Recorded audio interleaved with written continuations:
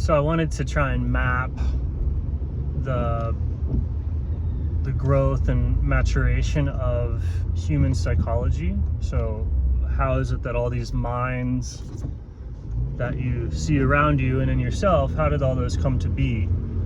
And so the first phase, which there's been a lot of research into and you can just kind of summarize, is your formative upbringing. So people are born, and then the parents and the teachers and the family and the relative and the culture teach the individual what's going on, and then this education starts to form what is called a psyche.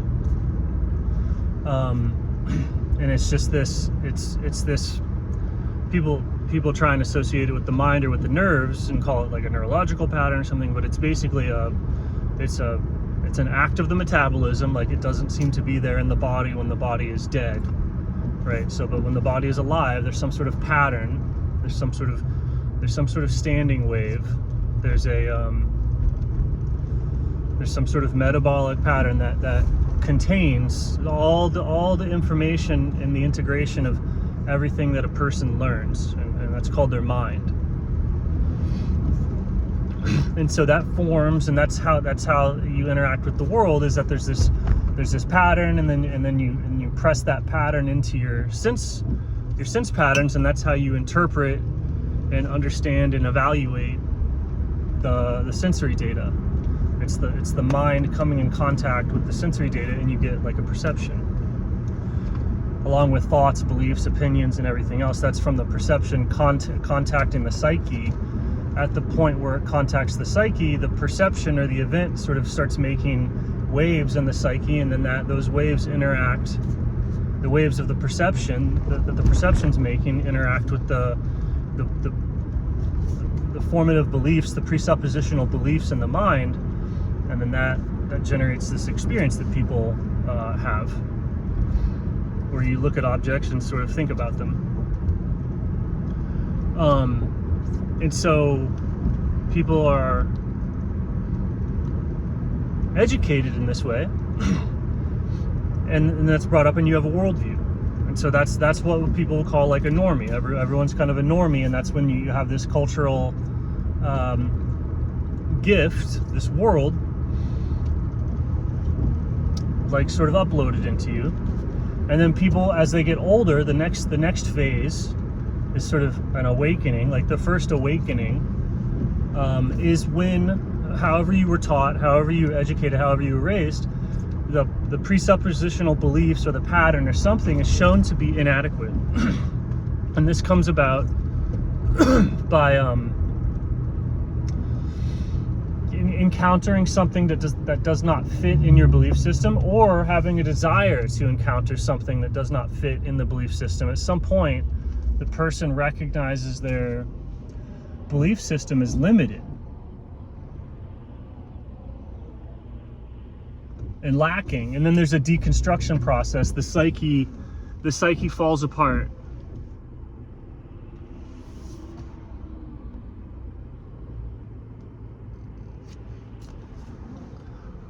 And people call that having an awakening.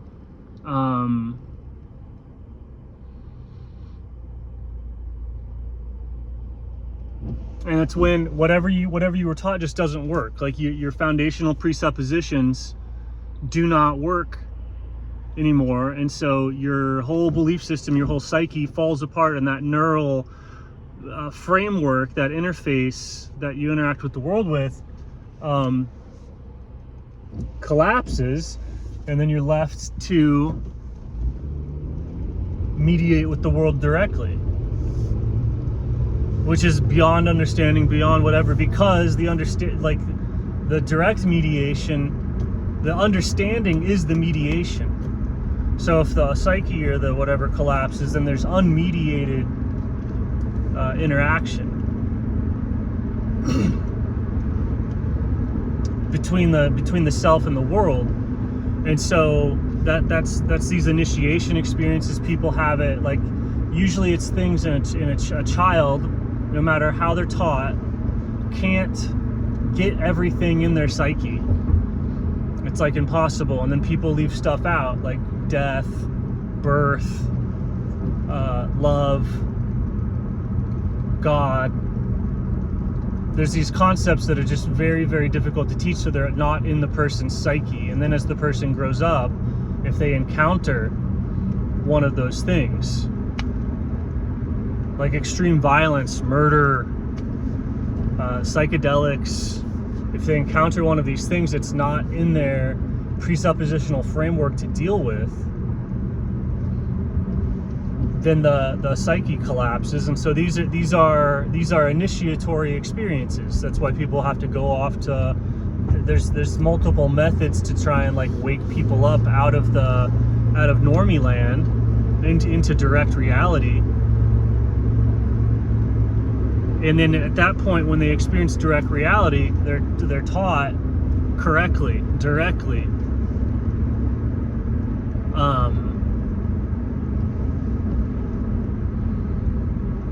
Which is that's how people learn as a baby. Like when a baby comes out, people think that they're teaching kids and stuff, like thoughts and ideas and beliefs and stuff. The kids, they're copying. They're learning what's happening. They're learning what's happening and learning to emulate what's happening.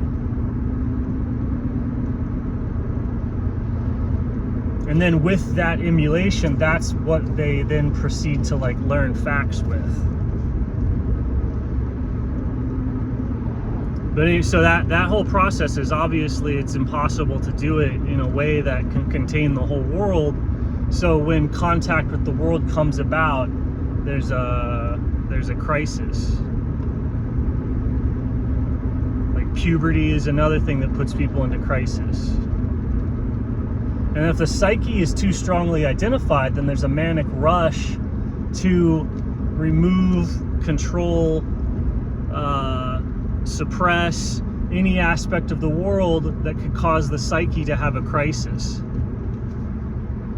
All of the gender medicine stuff is basically trying to prevent a crisis in the psyche. And so people are all identified with the psyche as the psyche, and so then people treat the psyche, which is pathological to the person. And that's why the world will start to look incredibly evil, because as people become more and more like possessed and trapped in their own psyche, they will serve, protect, and defend the psyche in other people, thinking that it's good, or their understanding of the mind in other people.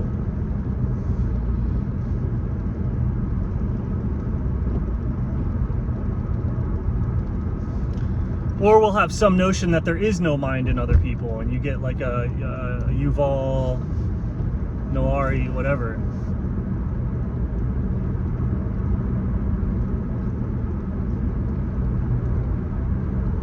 So you encounter something that collapses the psyche, and then that's people see that as like a spiritual awakening, a political awakening. It's some kind of awakening, a racial awakening. Like imagine being taught specific things about race.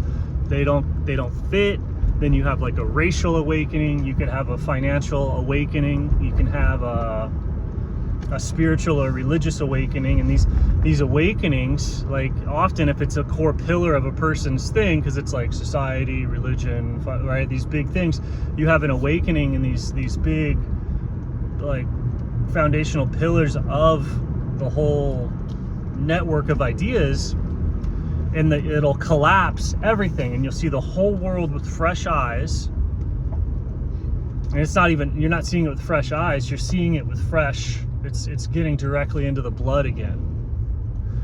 And so then the thing that you learn that collapsed your psyche, then people want to evangelize that, because they think that learning that will collapse other people's psyches. That's the good news that people have, is they basically have an action, they have ability, they think they have an idea that will collapse or free other people from the bonds of their psyche.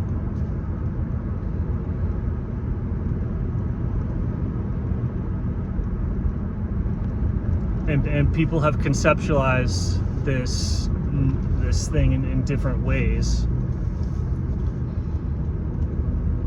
And the insidious part of it is that the psyche copies anything that anybody perceives. Like the psyche copies anything that comes in through the sense perception and can create basically a artificial counterpoint. Like anything that exists, you can have the idea of that thing, and you could think of an idea. An idea is a copy of a thing. And so the psyche, being comprised of whatever ideas are comprised of, can copy or take the imprint of anything.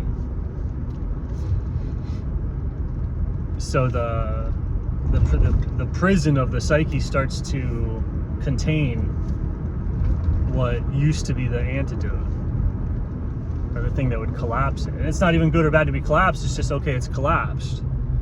And then this whole struggle is possibly from the psyche being unconscious, because if the psyche was conscious, you can use it to open and close, and the whole psyche can open and close like an eye. That's the entire veil, all the heavens, everything. If your psyche wakes up, it wakes up and it has control over the eye.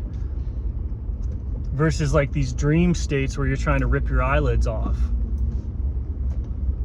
with psychedelics, with extreme political movements, with extreme whatever, to try and get the veil to collapse. Like there's a higher level of consciousness where the veil is nothing but the eyelid.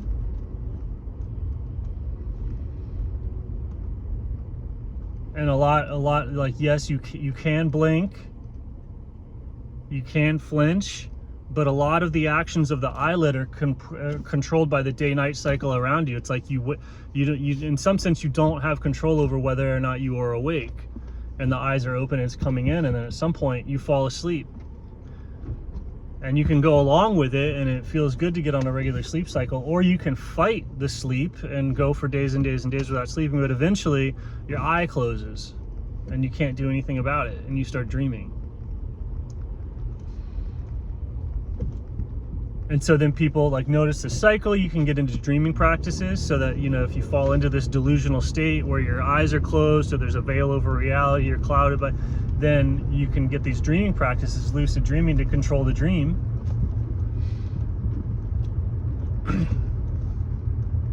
Practices to give you more energy when you're awake.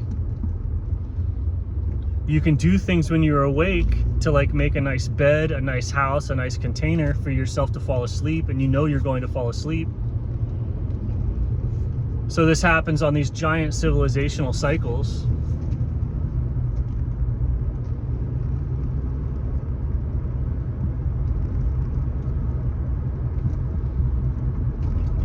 With people taking like stimulants and depressants to like make the eye wake up, make the eye go to sleep, make the like surgically remove the eye, staple the eye open, and it kind of changes things a little bit. But ultimately there's this background open, close, awake, asleep cycle that nobody really has any control over, other than to go along with it and kind of conform to it, because if you buck it, it just keeps going on for eternity, and eventually you wear out.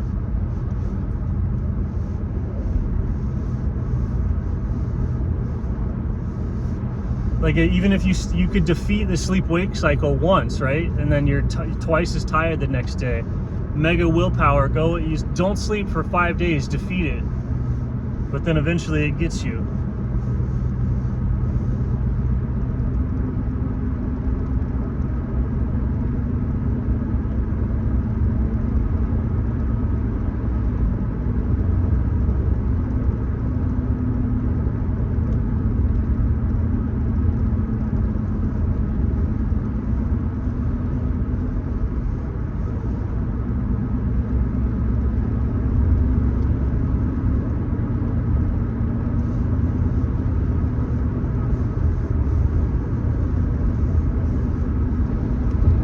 And that's where everything's made of. Like, but after people's psyche collapse, like whenever people's awakening are teenagers, early 20s, 40s, it's like the older you get, I think the harder it is. But if you have an awakening, critical consciousness or whatever, becoming woke, then the psyche also starts to grow back, or you start to build it back.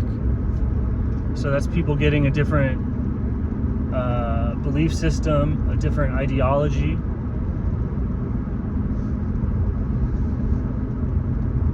like if a hurricane comes through and you just rebuild your house, that's what happens a lot of the time. 99% of the time, a natural disaster comes in, the psyche is removed, reality is shown, and then most people don't like it. They don't really like being in the unknown, being in the wild. So it's like the whole structure just gets rebuilt.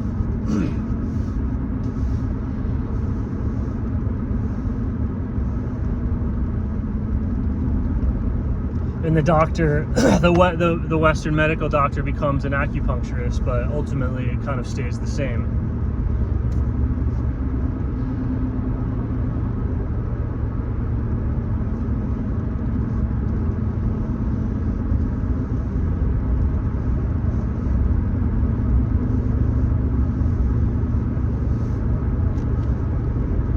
And a truly wild mind, like a truly wild thing that's not the psyche, right? Like the artificial psyche is something like a house,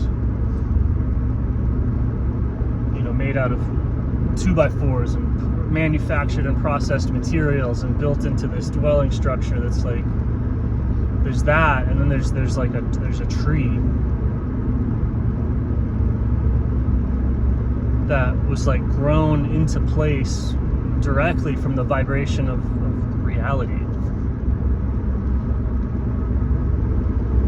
There's this psyche that is assembled, and then there's something, you can't even call it a psyche. It's so different. Like its nature is so different from that of a home, of particle board and plastic and drywall and concrete. Like the nature of a tree is so much different than the nature of a house in some ways. And that's the difference between the natural human psyche and the prisoner one, and for the most part it's kept out. The artificial one is as toxic to the natural psyche as possible.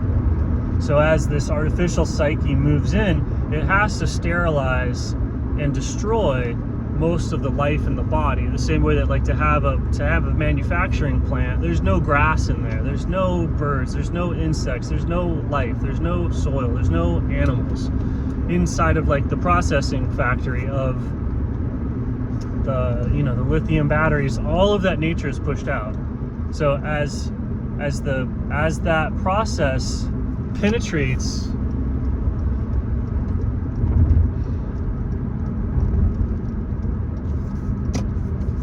into the human body itself via like the cell phones or the brain chips or anything else, and all of that natural stuff is pushed out. And so that's that natural stuff that we would call as the archetypes, the principalities, the deities, the sprites, the fairies. And these are vibrational patterns that like live in the human psyche, which is a real area.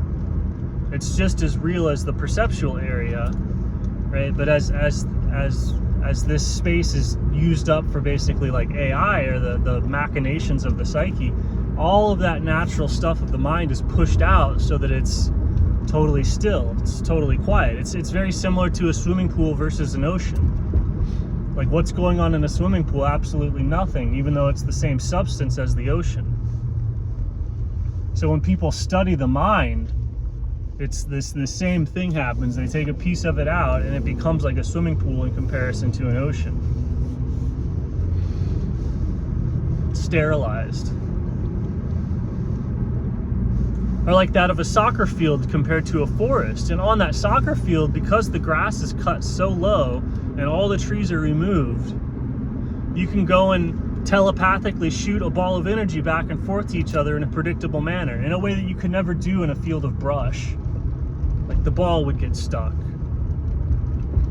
Right, so sometimes when we like prune and cut back the psyche, it generates and reveals certain abilities that are only possible when things are made flat and even and uniform and empty, even though it's not the natural state whatsoever.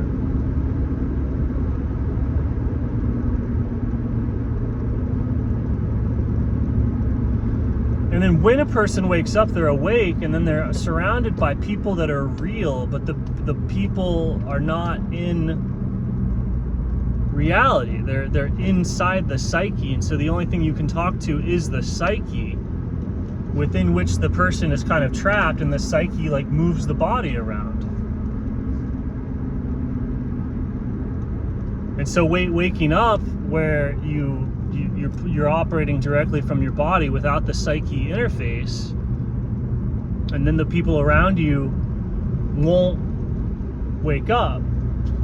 And so that's a lot of the times people that are really horrible abuse situations happens when one person is awake and the other person is in a dream state, and the dream state is super psychotic and it drives the awake person insane, because the person can't be reasoned with. They can't. And then so when people are in a relationship like that and one of them is asleep in a particular way, it can result in the abuse of the sleeping person, because the other person's like just trying to like wake up, and that's not good, because the sleeping person probably, you can't wake them up that way, and so it drives the awake person insane. So a lot of awake people will end up either like homeless or evil for waking up and being entirely isolated. And then that isolation, that anguish, that loneliness reforms into a new psyche through which they perceive the world. And suddenly you're in a, hell. Hell is when you wake up and panic, and then the psyche reforms around that panic.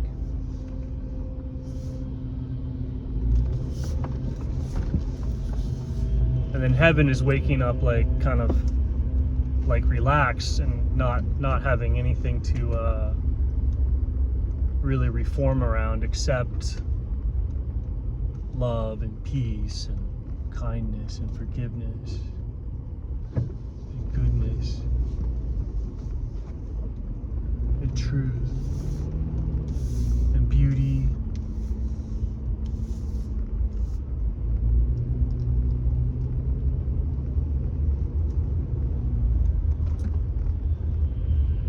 Costco gasoline.